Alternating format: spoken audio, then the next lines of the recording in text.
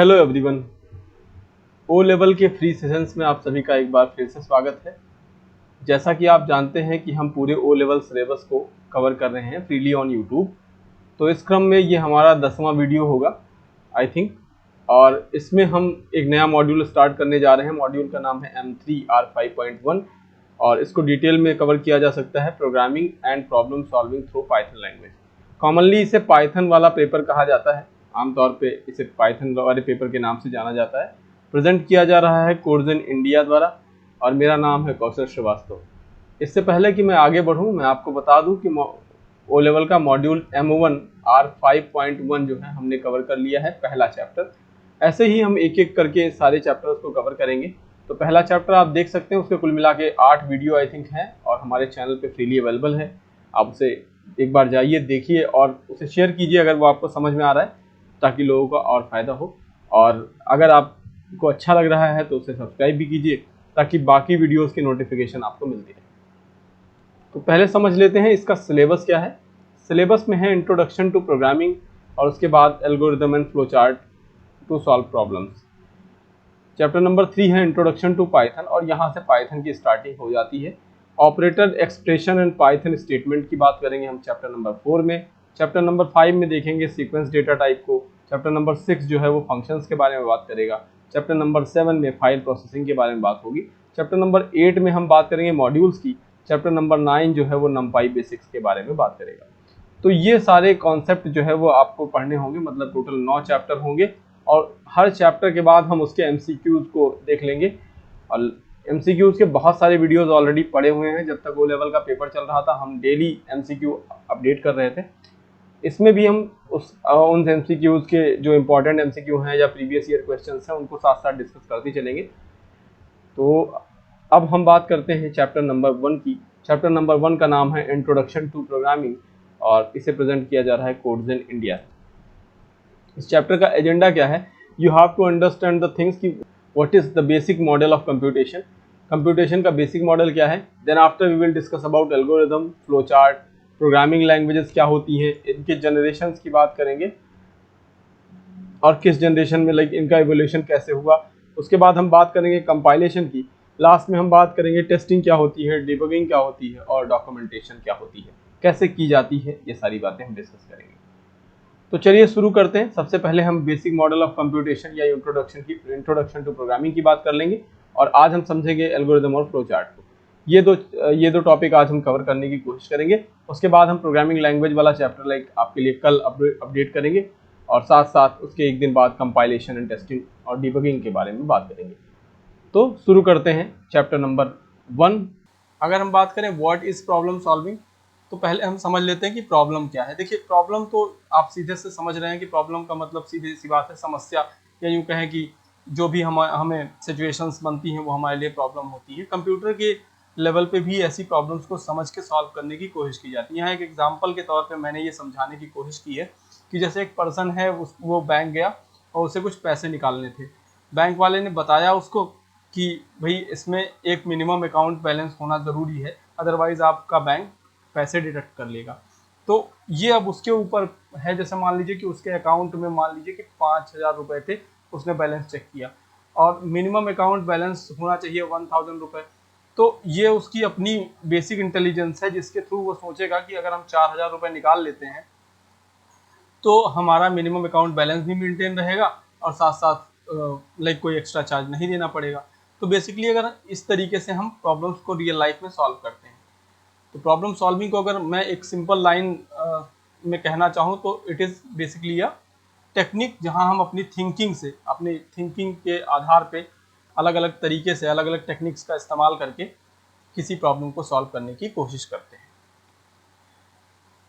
अब किसी भी प्रॉब्लम को सॉल्व करने के लिए कंप्यूटर में 4 स्टेप्स लाइक डिफाइन किए गए हैं। पहला है कि प्रॉब्लम को एनालिसिस करना, लाइक प्रॉब्लम को समझना। दूसरा है प्रॉब्लम के लिए एल्गोरिथम बनाना, मतलब उसका एक प्रोसीजर निकालना, कैसे प्रॉब्लम को सॉल्व किया जाएगा। यूँ कह सकते हैं कि छोटे छोटे पार्ट में आप उसको ब्रेक कर लेते हैं, स्टेप्स में ब्रेक कर लेते हैं। क्या होता है एल्गोरिथम, हम अभी अगले वाले स्लाइड में देखेंगे। फिर उस प्रॉब्लम को कोड करना और कोड करने के बाद कोड को टेस्ट करना और डिबग करना, डिबग का मतलब आप समझ लीजिए कि गलतियां ढूंढना बेसिकली, और अगर उसमें बग आता है तो हम फिर पहले स्टेप पे चले जाते हैं कि बग को प्रॉब्लम के तरीके से ट्रीट करते हैं, और ये साइकिल लगातार चलता रहता है, जिसे आप कहें स्टेप्स ऑफ प्रॉब्लम सॉल्विंग। अब हम एक बार बात कर लेते हैं एल्गोरिदम क्या है। अभी मैंने आपको बताया कि जस्ट अभी इससे पहले जो स्लाइड थी मैंने यहाँ बताया कि हमें एल्गोरिदम बनाना होता है प्रॉब्लम को प्रॉब्लम के एनालिसिस के बाद। अब एनालिसिस के बाद हम क्या करते हैं कि किसी प्रॉब्लम को समझ तो जाते हैं, तो प्रॉब्लम को हम क्या करते हैं, छोटे छोटे पार्ट्स में ब्रेक कर देते हैं, यूँ कहें कि उनको स्टेप्स में डिवाइड कर देते हैं कि एक बड़ी प्रॉब्लम है उसको छोटे छोटे स्टेप में डिवाइड करके उनको ब्रेक करके फिर उसे सॉल्व करते हैं। तो एल्गोरिदम जो है इसे कहा जाता है procedure to solve a problem step by step. ठीक है, किसी भी प्रॉब्लम को सॉल्व करने के लिए अगर हम स्टेप बाय स्टेप जाते हैं तो उन स्टेप्स को हम कहते हैं एल्गोरिदम। यही बात यहाँ पे लिखी गई है, a sequence of activity to be processed for getting desired output from the given input. Algorithm is defined as a step-by-step procedure to perform an operation which will lead to the desired result if followed correctly। तो ये सारी बातें आपको ध्यान रखनी है कि algorithm होता क्या है। अगर हम एग्जाम्पल के तौर पे देखें तो हम ये समझ पाएंगे कि एल्गोरिदम जो है वो बेसिकली जब हम किसी भी प्रॉब्लम को स्टेप्स में डिवाइड कर लेते हैं। अब जैसे मान लीजिए यहाँ पे दिया गया है कि दो नंबर्स को ऐड या सब्सट्रैक्ट करने के लिए एक प्रोग्राम लिखना है, तो हमें स्टार्ट करना होगा नंबर्स से, नंबर्स को इंटिलाइज कराना होगा, इंटिलाइज कराने के बाद हमें फॉर्मूला अप्लाई करना होगा, फिर हमें रिजल्ट मिल जाएगा। जैसे मान लीजिए कि नंबर है 2 और 4, तो अगर हमें इनको फॉलोअप करना होगा तो पहले तो हम स्टार्ट करेंगे, है ना। एक कंडीशन हुई कि हमें दोनों नंबर पता चल गए, हमने नंबर्स इनपुट किए, फिर उसका फॉर्मूला अप्लाई किया। मान लीजिए कि नंबर जो है number 1 plus number 2 sum is equal to number 1 plus number 2। दोनों नंबर्स को ऐड करने के लिए हमने एक फॉर्मूला अप्लाई किया। अब हमें एक रिजल्ट मिल जाएगा कि 2 प्लस 4 इज इक्वल टू 6, और यही रिजल्ट जो है हम प्रिंट कर देंगे। साथ साथ आखिरी स्टेप जो होगा वो एंड होगा। स्टार्ट और एंड जो है वो नेसेसरी स्टेप्स हैं एल्गोरिदम को क्रिएट करने के। अब हम बात कर लेते हैं फ्लो चार्ट की, कि फ्लो चार्ट क्या है। तो फ्लो चार्ट को अलग तरीके से ना समझ के आप ऐसे समझिए कि जो स्टेप्स आपने लिखे थे एल्गोरिदम में, उन्हीं एल्गोरिदम को उसी स्टेप को आपको अगर पिक्चर्स में प्रेजेंट करके दिखा दिया जाए तो आप उसे कहते हैं फ्लो चार्ट। ठीक है, तो कॉमनली हम कह सकते हैं कि flow chart is a pictorial representation of algorithm. अच्छा, अब हम बात कर लें कि इसके क्या फ़ायदे हो सकते हैं, कि जो है पिक्टोरियल रिप्रेजेंटेशन क्यों करना है। तो इसके जो बेसिक फ़ायदे हैं कि ये एनालिसिस में काफ़ी मदद करता है।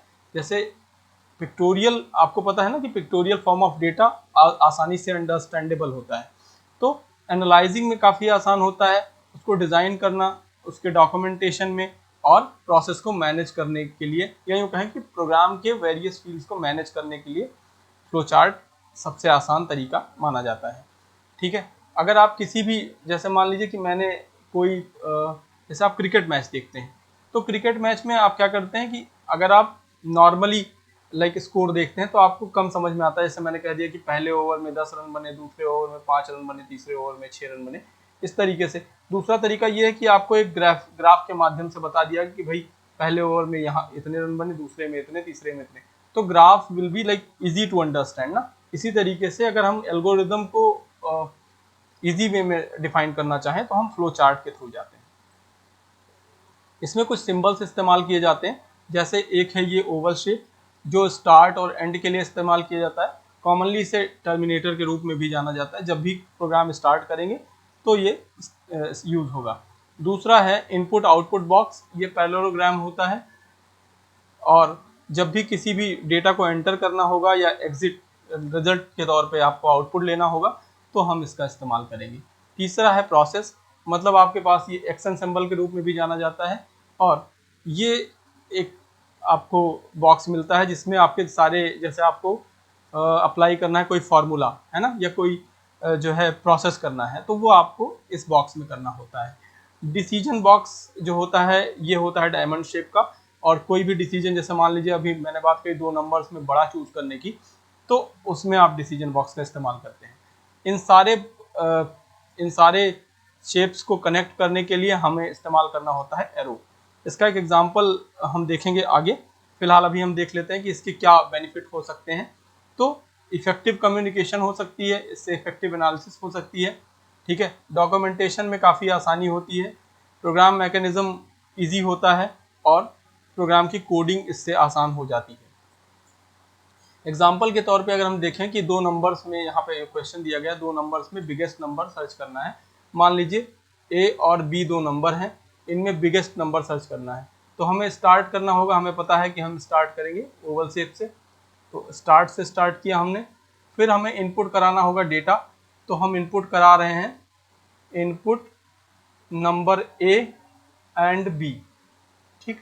फिर हम डिसीजन लेंगे, तो हमें डिसीजन बॉक्स का इस्तेमाल करना पड़ेगा। If A is greater than B, अब यहाँ पे 2 ब्रांच निकलेगी, एक होगा यस और दूसरा होगा नो। तो अगर यस वाली कंडीशन ट्रू होगी, मतलब अगर ए ग्रेटर देन बी है, तो हमारे पास ऑप्शन क्या आएगा कि अब अगर पहला वाला like A is greater than B, तो जो आउटपुट मिलेगा वो यहाँ पे हम लिखेंगे ए इज ग्रेटर। और अगर ये कंडीशन नो में चली गई तो it will be B is greater. और साथ साथ एट द एंड हमें एक ओवल शेप लेके इसे एंड करा देना होगा, ठीक है। तो आई होप ये आपको समझ में आया होगा। सो थैंक्स फॉर वॉचिंग, आज के लिए इतना ही, मिलते हैं नेक्स्ट सेशन में।